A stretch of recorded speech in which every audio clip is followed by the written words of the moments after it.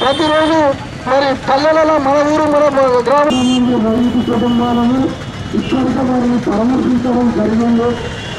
మరి పరామర్శించిన మరి వారు తలెత్తుకొని తిరగలేని పరిస్థితి ఏర్పడినప్పుడు మరి వారి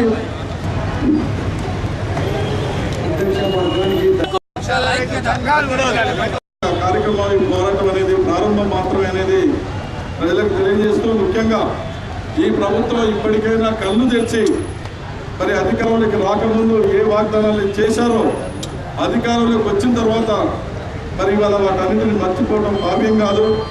రైతు కన్నీరు పెడితే, రైతు ఆత్మహత్య చేసుకుంటే, రైతు బాధపడితే అది మొత్తం సమాజానికే చాలా నష్టం. వ్యవసాయం మీద ఆధారపడినటువంటి రాష్ట్రం మనది, వ్యవసాయం మీద ఆధారపడినటువంటి దేశం మనది.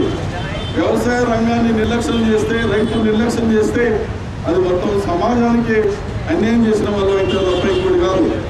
ముందు మీరు హెలికాప్టర్ల నుంచి పైన ఏదో తిరుగుతూ ఏదో చూడటం కాదు, మీరు కింద తిరగండి, రైతుల్ని కలవండి, ఎండిపోతున్న పంటలు పరిశీలించండి, చనిపోతున్న రైతు కుటుంబాలను, చనిపోయినటువంటి రైతు కుటుంబాలను పరామర్శించండి, చనిపోకుండా రైతుల్ని వాళ్ళ ప్రాణాలు కాపాడడానికి ధైర్యం ఇవ్వండి. ప్రజలందరూ చేతుల్లో ఆదాయం రావాలి, ప్రజలందరూ ఆదాయం వచ్చే విధంగా, పనిచేసే విధంగా, సంపద దక్కే విధంగా ఎప్పుడైతే రాష్ట్రం అభివృద్ధి అవుతుందో అప్పుడే బంగారు తెలంగాణ అవుతుందో. ఈ రకంగా మాటలతోటి బంగారు తెలంగాణ కాదు, ఆత్మహత్య లేని తెలంగాణగా, కరువు లేని తెలంగాణగా, బాధలు లేని తెలంగాణగా, పేదవాళ్ళు లేని తెలంగాణగా, అవినీతి లేని తెలంగాణగా మార్చడానికి ప్రయత్నం చేయాలి. వామపక్షాలు దానికి కోరుకున్నాయి. ఈ ఉద్యమం ప్రారంభం మాత్రమే.